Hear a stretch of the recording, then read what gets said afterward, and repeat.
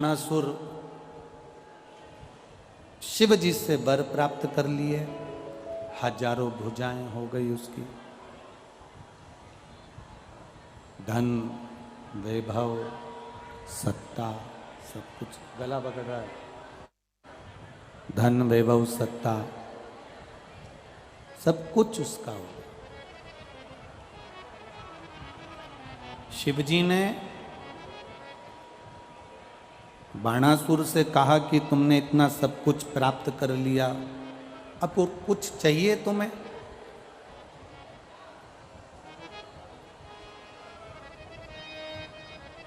बाणासुर कहते हैं बस इतना सा और कृपा कर दो, एक दया और कर दीजिए।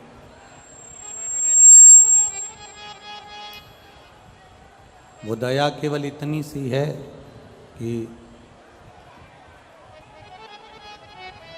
जब मैं आपको युद्ध के लिए याद करूं और मेरा कहीं पर अगर युद्ध चल रहा हो, मेरा कहीं पर अगर युद्ध चल रहा हो और मैं आपको याद करूं, तो आप मेरी ओर से युद्ध करने के लिए वहां पधारो। शिव जी ने कहा तथास्तु। और कुछ मांगना है? और कुछ चाहिए? एक वर और दे दो कि मैं कभी मरूं ना,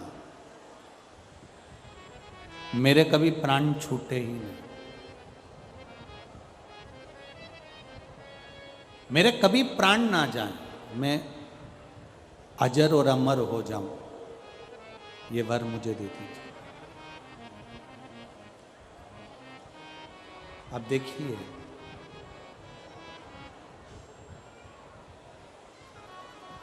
सारी दुनिया में केवल एक मृत्यु सत्य है। संपूर्ण दुनिया में केवल एक मृत्यु की सत्यता है।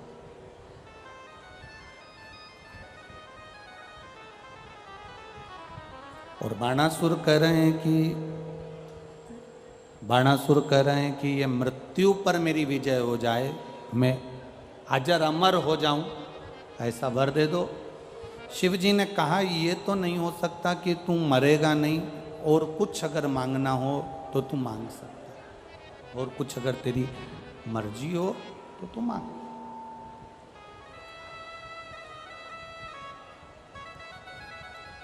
मरेगा तो ये निश्चित है कि मृत्यु निश्चित है, मौत आएगी, ये भी पक्का है। पर अगर तेरा मन कर रहा है और कुछ मांगने का तो मांग ले, तो मुझे वर दे दो, अगर मरूं तो किसी कुंवारी कन्या के हाथ से मरूं। अब एक बहुत बड़ा प्रसंग सामने आ जाता है कि भाई उसको लगा कि इतना बल तो किसी में होगा नहीं, और कन्या में तो, स्त्री में तो वैसे भी बल ना होता है, और कुंवारी रहेगी, छोटी रहेगी, तो फिर मुझे मार नहीं सकती है, फिर तो मेरा मरना निश्चित नहीं है। अगर मरूं तो कोई कुंवारी कन्या के हाथ से मरूं, कुंवारी कन्या के हाथ से मेरे प्राण जाए। ठीक है, तथास्तु, भगवान शिव ने कह दिया, तथास्तु।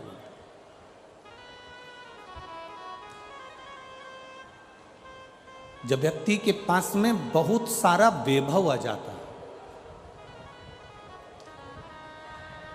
जैसे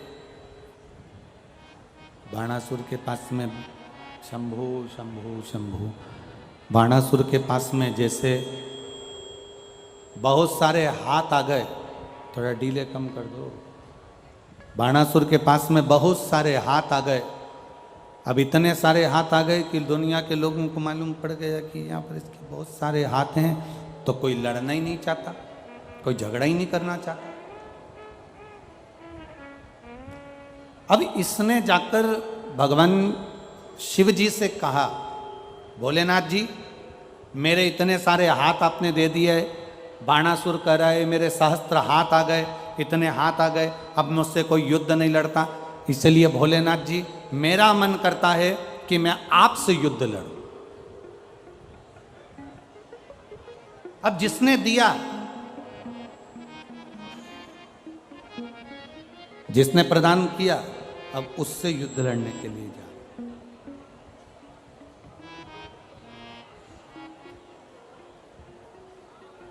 शिव जी ने मन में सोचा, पार्वती जी देख रही थी, पार्वती जी को देखते हुए बाबा भोलेनाथ जी ने कहा कि अगर पार्वती, अगर मैं इससे युद्ध लड़ता हूं ना, अगर मैं इससे युद्ध लड़ने के लिए जाऊंगा, इससे अगर मैं युद्ध लड़ूंगा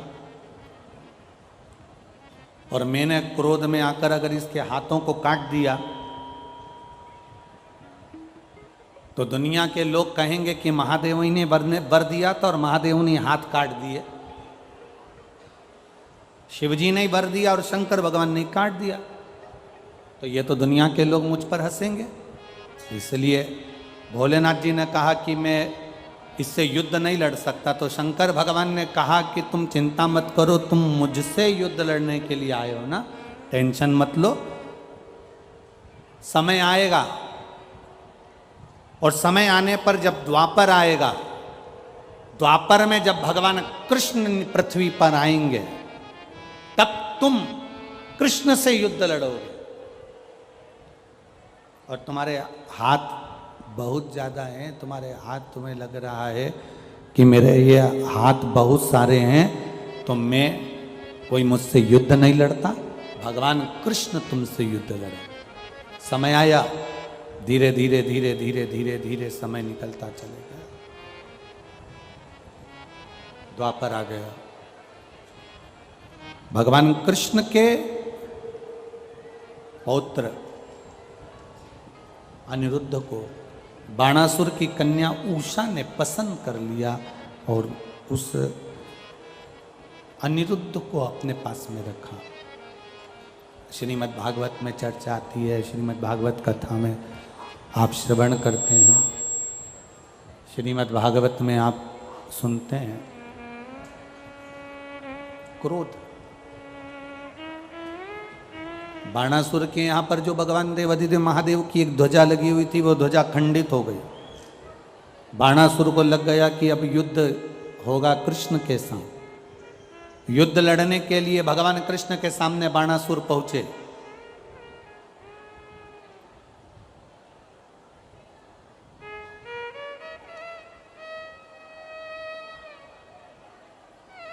अब इधर बाणासुर है, बाणासुर ने आवाज लगाकर शंकर भगवान को बुलाया कि मेरी तरफ से युद्ध लड़ने के लिए आप भी आओ।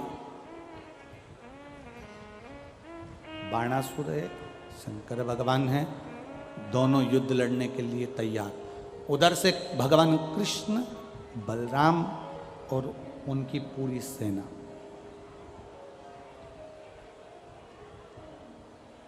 भगवान शिव जी ने भगवान कृष्ण को देखा और भगवान कृष्ण ने भगवान शंकर को देखकर दोनों एक दूसरे को प्रणाम कर रहे हैं।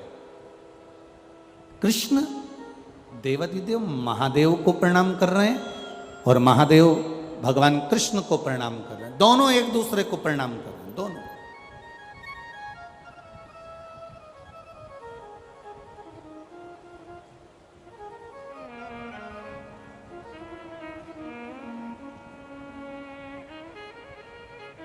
भगवान कृष्ण महादेव को प्रणाम कर रहे हैं और महादेव भगवान कृष्ण को प्रणाम कर रहे हैं, दोनों प्रणाम कर रहे हैं। अब द्वारिकाधीश ने, भगवान कृष्ण ने, द्वारिकानाथ ने शंकर भगवान को देखकर विनय करी, निवेदन करा, प्रभु एक बात बताओ, मैं आपसे युद्ध कैसे लड़ सकता हूं। शंकर भगवान ने इशारा कर कर द्वारिकाधीश के रथ का ऊपर का ध्वज दिखाया।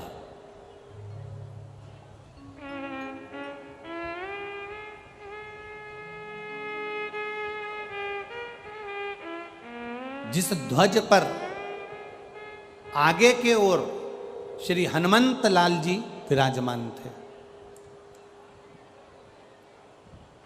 अब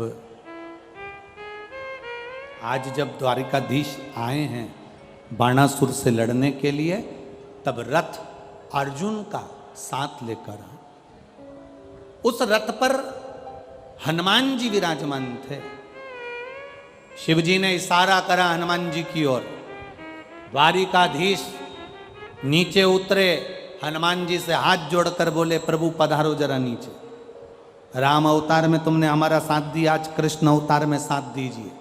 क्या साथ देना है? हनुमान जी ने पूछा, बताओ।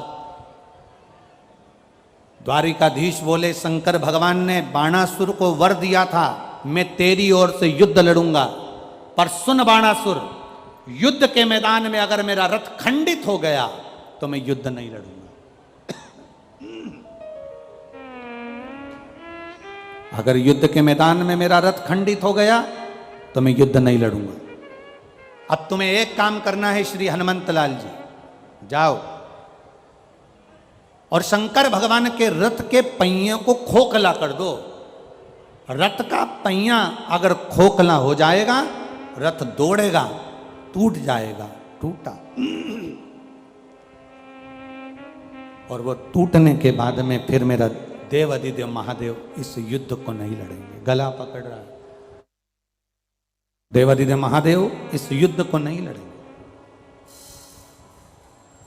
आप करो ये प्रयास। हनुमान जी महाराज एक भंवर का रूप धरकर चले, और भंवर का रूप रखकर हनुमान जी महाराज पहुंचे जहां पर रथ के पहिए में कीला लगता है। उस कीले की जगह से रथ के पहिए के अंदर प्रवेश कर गए। पहिए के अंदर प्रवेश करे, पहिए को हनुमान जी महाराज ने खोखला कर दिया। जैसे ही बाणासुर ने कहा आक्रमण, रथ दौड़ा। शंकर भगवान का जैसे ही रथ दौड़ा, दौड़ते से ही शिवजी के रथ के भागते ही पहिया टूट गया। टूट गया तो भोलेनाथ जी ने कहा, अब मैं युद्ध नहीं लड़ सकता, अब तुम युद्ध लड़ो। बाणासुर ने युद्ध लड़ना प्रारंभ करा। द्वारिकाधीश ने जिस हाथों का इसको अहंकार था, उस बाणासुर के हाथों को काट काट कर मेरे द्वारिकानाथ ने टुकड़े टुकड़े कर कर जमीन पर फेंक दिए।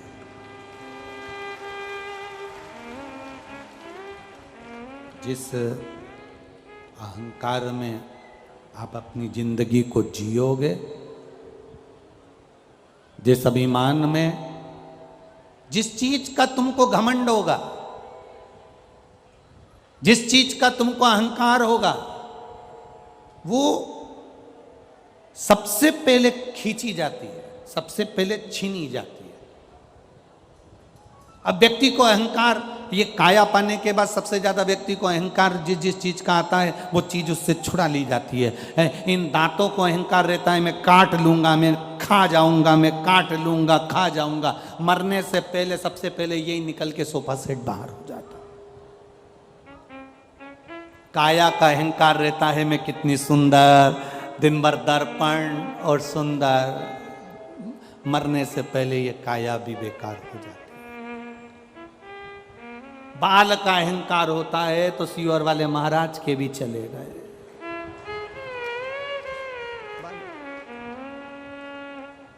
जिस चीज का अहंकार करोगे वो सब चलेगा।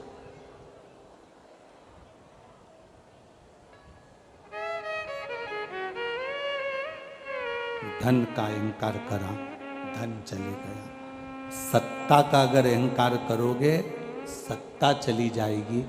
वैभव का यदि अभिमान करोगे तो वैभव चले जाएगा। और अगर तुम धन का अहंकार करोगे तो वो धन भी तुम्हारे पास से चला जाएगा। ये अभिमान तुम्हारे पास में अगर है तो वो परमात्मा को आने में नहीं, परमात्मा को आने ही नहीं देता। अहम,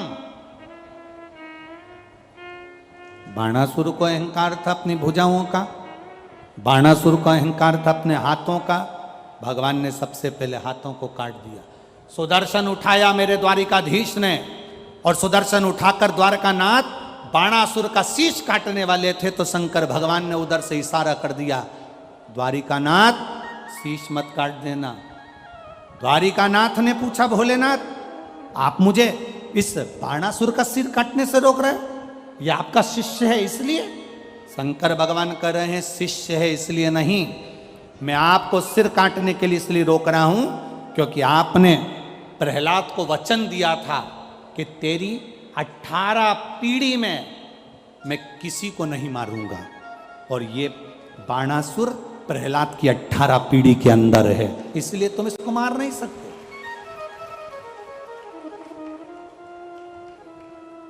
ये प्रहलाद की 18 पीढ़ी के अंदर है, तुम इसे मारोगे नहीं, तुम इसे मार नहीं सकते। तुम इसे मारिए नहीं। अब द्वारिकानाथ ने अपने सुदर्शन चक्र को वापिस लिया, द्वारिकाधीश ने अपने सुदर्शन चक्र को वापिस लिया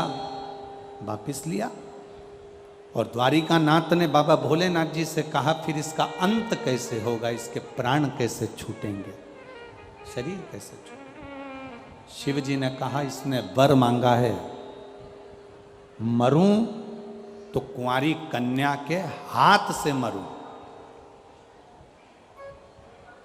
कुंवारी कन्या के हाथ से।